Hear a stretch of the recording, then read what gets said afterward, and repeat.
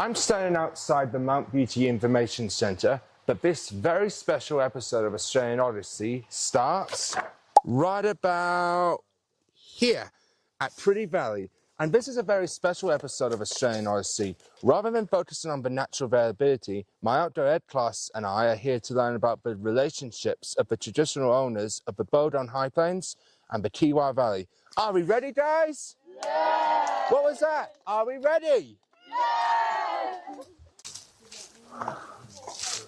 Our perceptions influence how we interact with an outdoor environment. Right now we're in the Alpine regions of Victoria, and I'm developing a real sense of awe for the natural variability here. It really surprises you how much insect life can be found in these bushes, particularly when you expect insects not to live in a mountain.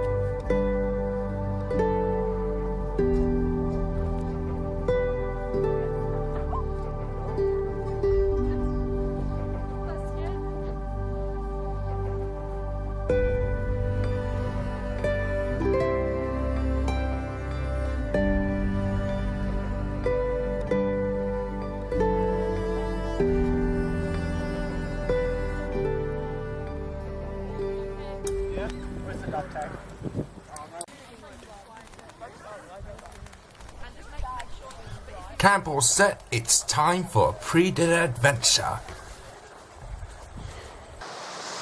Now that's what I call a good session of bush bashing. How are you? Mr. Harold just took us down that path to get to this lovely little stream, and we had to go through some thick vegetation, slippery rocks and hidden cracks, but all part of the adventure, eh?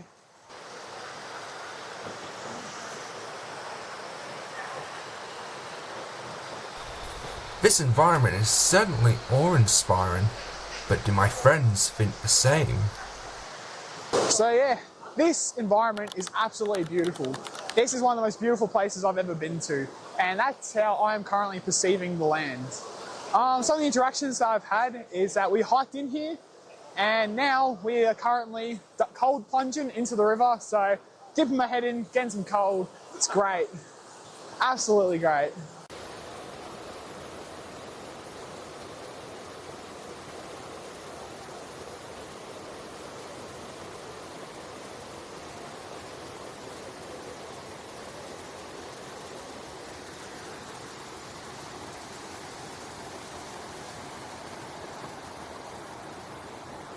Like took off to step through the river are somehow wet.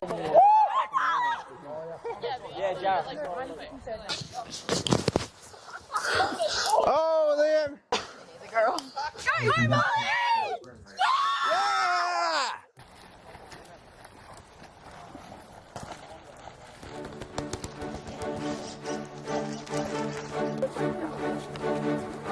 As the new day dawns, it's time to trek.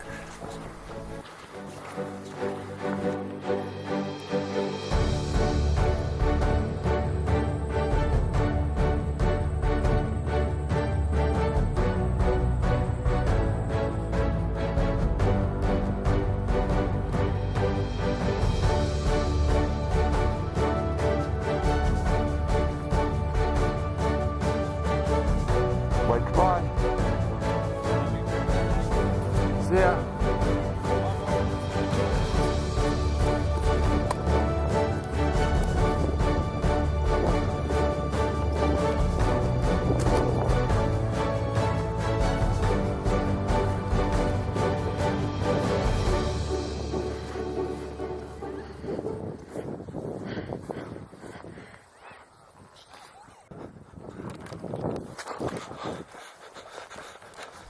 My class has found something.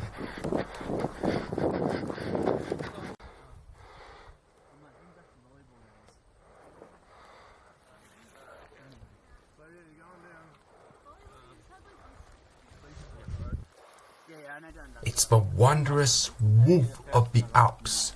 A wolf spider? You go down, Dundundra. Yeah. Round the bend. I think we've got a couple over there. Right. Wait, where are the other? Yeah. Or is that the other can? Yeah, they just didn't want to take a shortcut to save the environment.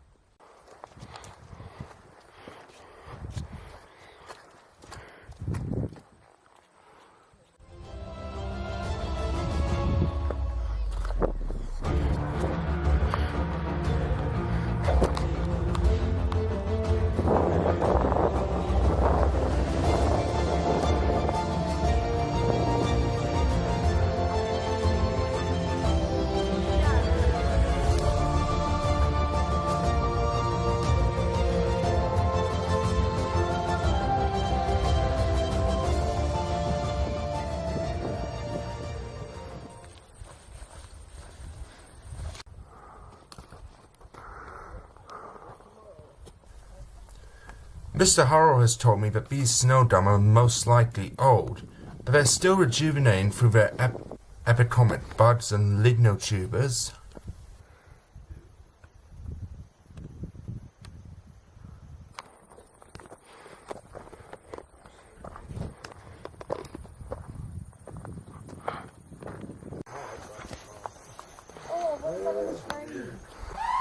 This is a health and safety warning. Do not eat whilst watching this footage.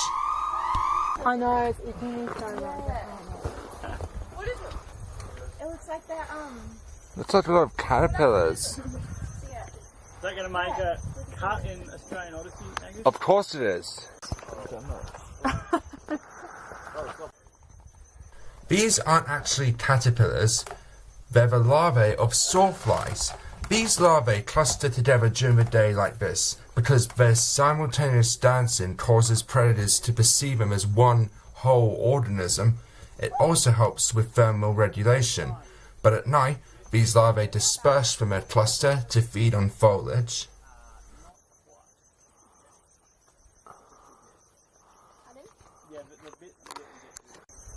we're not that far from Mont. Show him the map. Give him the map so he can answer all these questions.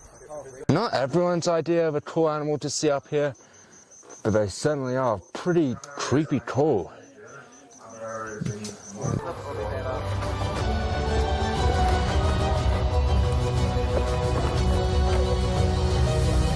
Yeah, the Alpine. It was super on this day, yeah.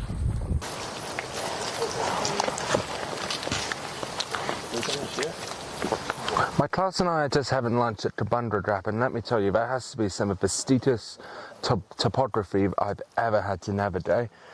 But we did it, and that's part of the adrenaline of adventure. So I'm looking forward to what lies ahead.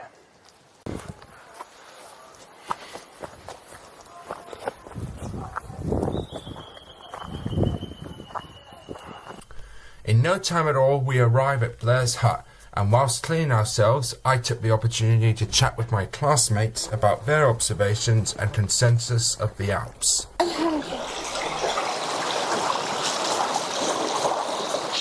As an outdoor class, we're perceiving the environment for recreational use and appreciating its beauty. In the interaction that we've been experiencing is recreational use. We've been hiking, we're going to go mountain bike riding, and one thing that we've done is take out all of our rubbish. A human impact I've noticed while hiking has been blackberries along the trail. These are incredibly invasive species and have been introduced by early colonisers, and they disrupt native flora. Yoo-hoo! Can you see it inside the earth? Sounds good. Married to know it's for. Water is a very unlikely space to see spiders, but this fishing spider has managed to make this environment its home. It's really amazing how it's able to utilize surface tension to be such an efficient hunter. I've heard that some fishing spiders in Australia have been known to take a goldfish out of the water. Tiny but mighty indeed.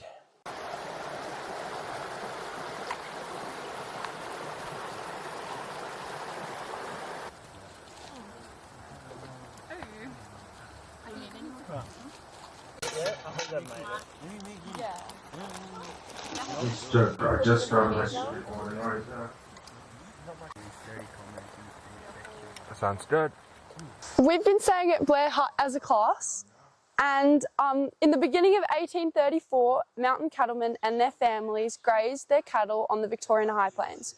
Over the next 170 years, an iconic Australian culture and heritage developed based on alpine grazing and the knowledge and love these families have for the land. Mountain cattlemen and their families retain strong ties to the high country, and these huts serve as reminders of a unique Australian heritage. It is important that this heritage, which belongs to all Australians, is not lost.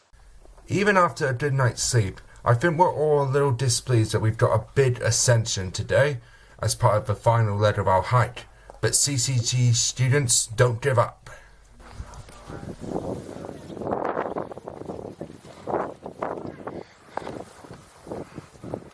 Keep going until everyone has passed you.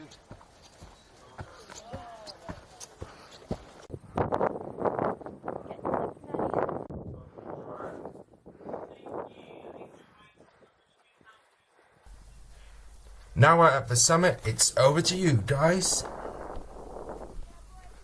130 million years ago, these Victorian Alps were uplifted. Since then, there's been minimal tectonic activity and more erosion, which is creating these flat appearing mountains and hills. This here is the Alpine yam daisy. These flowers are really spectacular because they only have a growth period of about 4 months in the summer months. For the rest of the year, they lay dormant, and in the winter, they're actually covered by snow. So if you ever see flower species like the yam daisy or everlastings or billy buttons up here on the Bogong High Plains, it's really special. So definitely take it in because they're only out for a few months.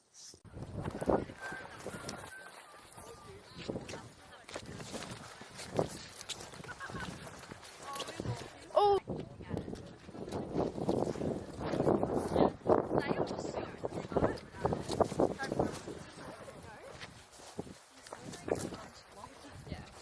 Just like swallow them off.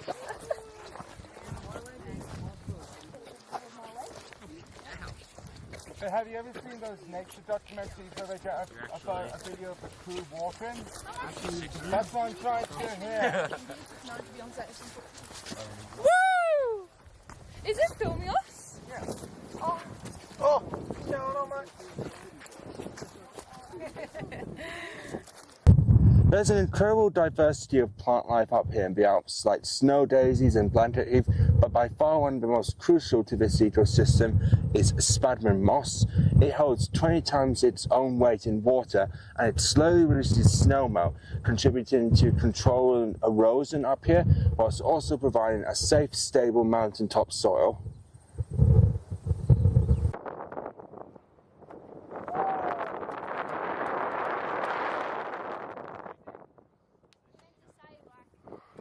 Over there. Log on. It's the gong. The gong. Gong.com. We're back here at the Pretty Valley Pondage. I'm going to talk to you about the access roads, pondage and aqueducts that surround this area. These access roads are used for machinery and vehicles to be brought in to supply and manage the Kiwa Valley Hydro project. Now these access roads are used for recreational users such as hikers and campers to better access the area. This is a prime example of post-Federation interaction and could have potentially influenced the area being named the Alpine National Park. Hi everyone, we're up in the Alps at the moment and I'm looking at some evidence of the longhorn beetle, which is causing devastation for many snow gums up here. It eats into the xylem and phloem layer of the snow gums and can often end up ring barking and killing the trees. This has become a much larger issue recently as the beetles typically die off during the winter months when it's colder, but because of the effects of climate change, the beetles don't die off as much. So we're seeing a lot more snow gums dying from this issue. There you go, Angus. Here's your hot chocolate. Thank you, Mrs. Hill. This isn't hot chocolate, it's tea. A little bit, is that okay? Okay. A human interact. Oh, hang on, sorry, I stopped it. Oh, sorry, Millie. I want it. I'm gonna like it when you call me. But Mount Pretty, Not now. And Angus. right about here at Mount Pretty, and